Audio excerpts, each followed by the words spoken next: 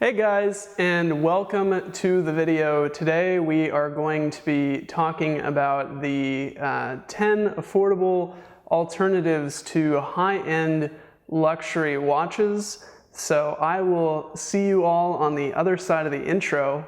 Roll it!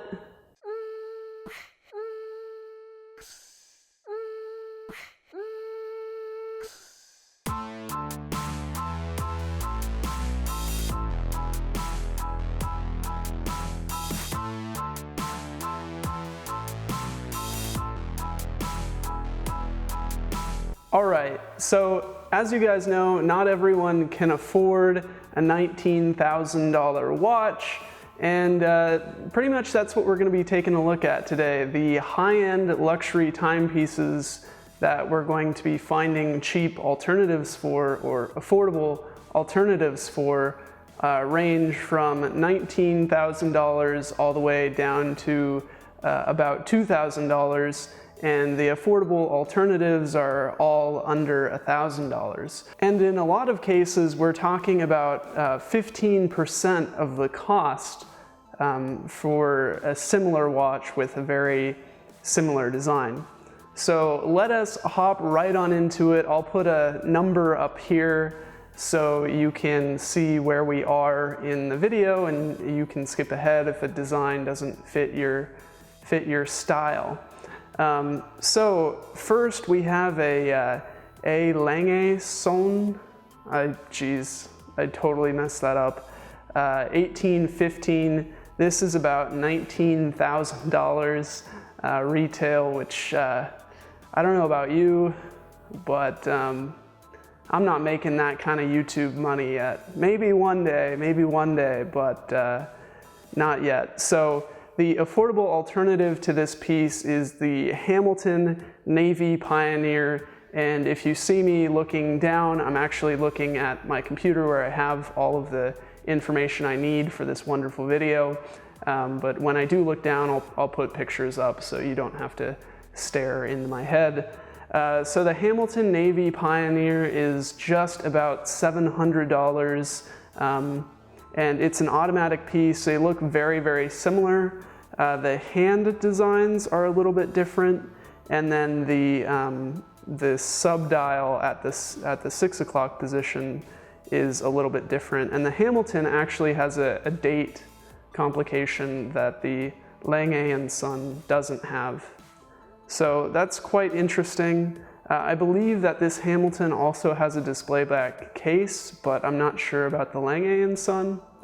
I have actually tried on this Hamilton for myself, and it's a piece that I really, really like. So personally, I mean, I know that there are design differences in the two pieces, but I wouldn't mind having the Hamilton, especially considering, you know, you're talking about $18,000 of price difference between the two watches.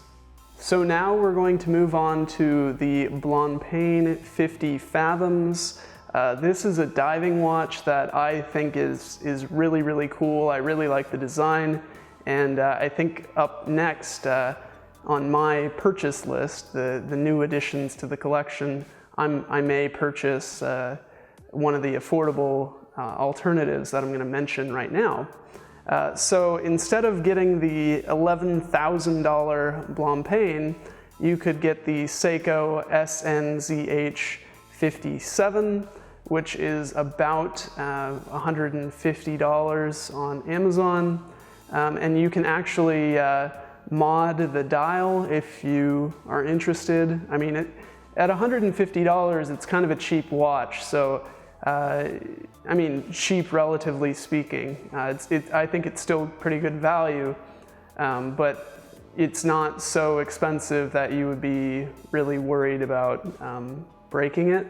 So you could mod the dial to make it look even more like the Blancpain. But if you're not really interested in that, you can get the Helson Skin Diver for about $700. And all of these are automatic pieces. The Helson is Swiss, I believe, though, and the Seiko is Japanese, and the Blancpain is obviously Swiss. All right, up next we have the Breguet Classic 5157, and this is about $14,000, brand new. This is not really a design that I personally like, so I'm not going to spend a whole lot of time on it. But instead of spending $14,000, you could spend around $500 and get the Frederic Constant Classics Automatic, really long serial number. I'll put a label in the video or something. And this is a stainless steel piece from Frederic Constant. As you guys know, I have owned a Frederic Constant, but it was gold tone, not stainless steel. So that was actually something that I didn't like about the watch, and I ended up selling it. But I have nothing against Frederic Constant. I actually think they offer pretty good value for dress watches primarily. And you can see here, you know, the difference between the Breguet and the Frederic Constant is, you know, it's very slim, but the price difference is $13,500. So I'm sorry, I had to think about that for a second. That's just so much money. I don't know what I would do with it. All right, up next we have the Glashütte Original Senator Chronometer. And this is actually, I think, a nice piece. I don't usually like the Roman numerals. In the last one, I said I didn't really like the design, and these are designed fairly similarly. But I actually do like the Glashütte, but it has a power reserve and a date function, as well as the second hand at the 6 o'clock position. And then to replace it, we have the affordable alternative, the Steinhardt Marine Chronometer. This is a hand-wound piece. It has the seconds at the 6 o'clock position, just like the Glashütte, but there is no power reserve indicator at the top, and it doesn't have a date function. But the Glashütte Original is $24,000, while the Steinhardt is about $430,000. So again, you know, that's a price difference of $23,500.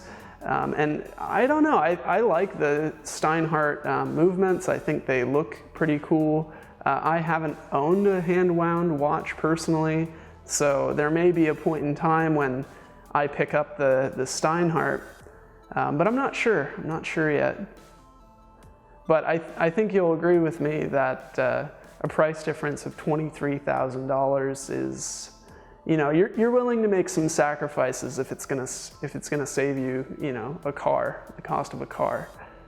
All right, number 5, we have another Glashütte Original. This is the Senator 60s watch. This is actually only $5,500, which is pretty cheap for a Glashütte Original.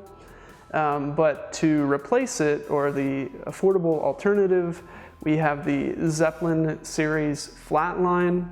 And they're very similar. I'm guessing the Zeppelin is a homage. The Glashütte is $5,500, as I said. The Zeppelin is $500, so there is quite a difference in price there. And you know, they have the similar styling for the numbers and the indices. I think they look really similar. The Zeppelin even has a date complication that the Glashütte doesn't have. I personally don't really think that it fits with this watch, because usually when you have a date function, you don't show the number 3 at the 3 o'clock position, and on this Zeppelin watch it does. And I think it's just a little bit too crowded. I honestly would have just preferred them not to have a date. But maybe they thought it would be too close to the Glashütte. You can never really tell with these watchmakers what they're thinking, but I think the design is just a little bit off on this one. All right, so number 6 is near and dear to my heart. We're replacing, or we're finding alternatives for the IWC Portuguese, yikes, chronograph. This is a beautiful watch, and yeah, I've seen it in stores. It's beautiful. I've seen the tag replacement that I'm going to mention in a second in the stores. It's also beautiful. But we actually have 3 different replacements for this watch. It's a very popular design, and I completely understand why. I would love one of these watches. So starting off, we have the Tag Heuer Carrera caliber 1887. And again, I have seen this watch in person. It is amazing. It's just absolutely stunning. The $3,000 price tag, though, is a little bit high for me personally. And then we have the Breguet Classic chronograph. This one I think is a little bit of a subdued design, because the hour Arabic markers are the same color as the dial, and so it kind of blends in. Whereas with the IWC, you know, it's a white dial with gold Arabic hour markers, which kind of pop. So my favorite affordable replacement for the IWC Portuguese chronograph is the Hamilton Jazzmaster Maestro, and I might get this watch. This is $1,200. It's an automatic piece, but instead of the gold that the IWC has, it has a copper-looking thing. I love Hamilton. I own a Hamilton. I cannot recommend them enough. And I think, you know, the IWC is about $6,000, and the Hamilton is $1,200. So, I'm pretty sure you can get it even cheaper on gray market sites. So that's amazing. I am a big fan. All right, for number 7, we have the Jaeger-LeCoultre Geophysic 1958. And personally, I don't really like the design of this watch. I think, you know, it is more of a retro design, but it's not really in my personal taste. It could be totally different for you. If you like this watch, though, and you don't want to spend $8,000 on a watch, you can get the Hamilton Khaki Aviation. It looks very similar to the Jaeger-LeCoultre. Again, it's Hamilton. I cannot recommend them enough. And the Hamilton is about $400. So you're saving, you know, $7,500 if you go with the Hamilton. And the Hamilton also has a date complication at the 4 o'clock position. Yeah, kind of. 4.5. 4.5 o'clock position. So again, if you want to get the look of the Jaeger-LeCoultre, but you don't want to spend $8,000, you can get the Hamilton Khaki Aviation and save yourself a good chunk of coin. All right, up next we have a watch that is near and dear to my heart. Oh man, I love this watch, and at one point in time I really hope to have this in my collection. It's the Jaeger-LeCoultre Master Control Date. Oh my gosh, I've seen it in stores, it's beautiful. And then we have 3 very affordable alternatives. The Jaeger-LeCoultre is about $5,000 new. I actually went into a store and I think they quoted me like $5,500. They really tried to sell me on it. They're like, okay, well, when are you gonna buy it? And I'm like, yeah, maybe a few years from now. And they're like, oh, okay, can you get out of our store? I definitely should have lied. But we do have 3 affordable alternatives for this watch. We have the Hamilton Jazzmaster View-matic, and this is a watch that I personally have also gone into a store and tried on. This Hamilton Jazzmaster is about $450, yeah, around $500. And I cannot say enough good things about this watch. I personally would like one. And then we also have the Hamilton thin-o-matic.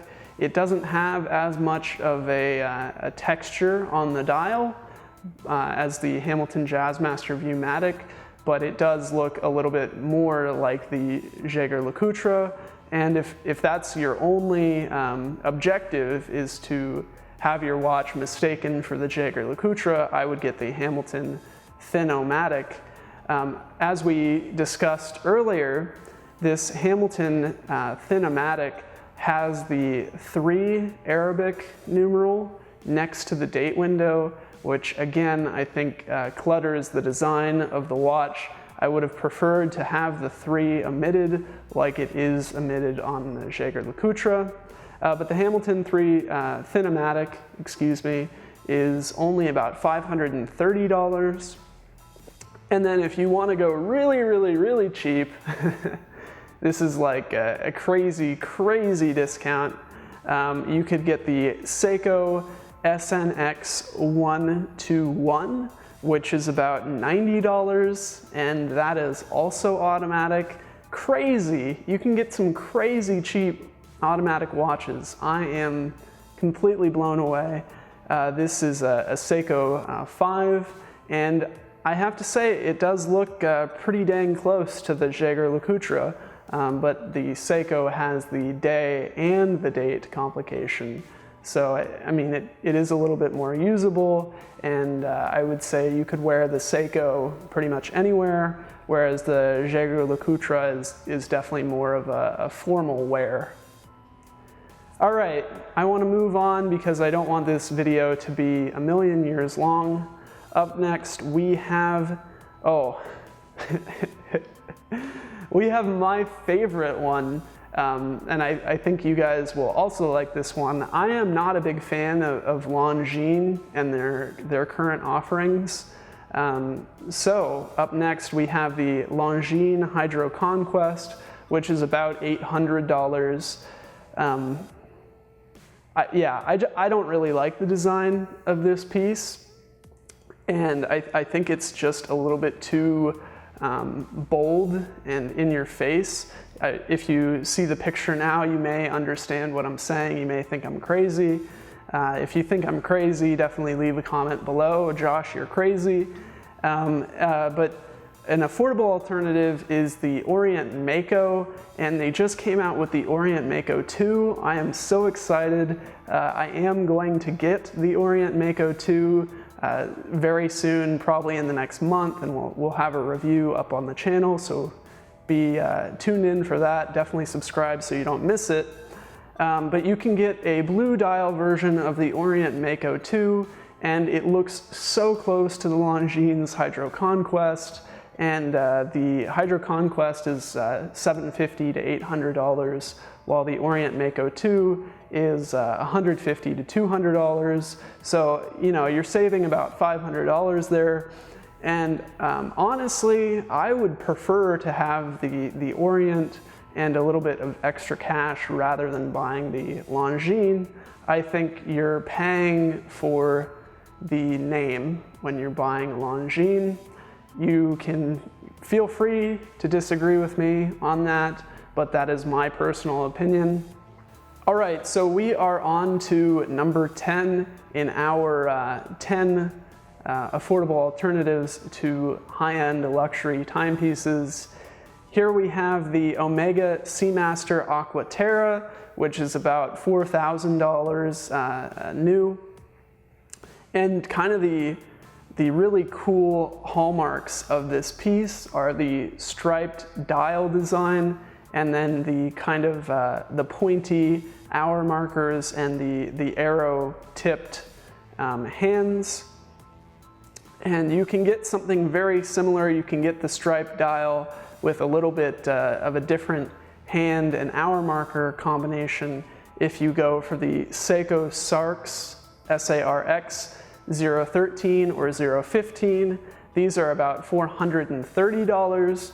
I think I may pick up one of these soon as well.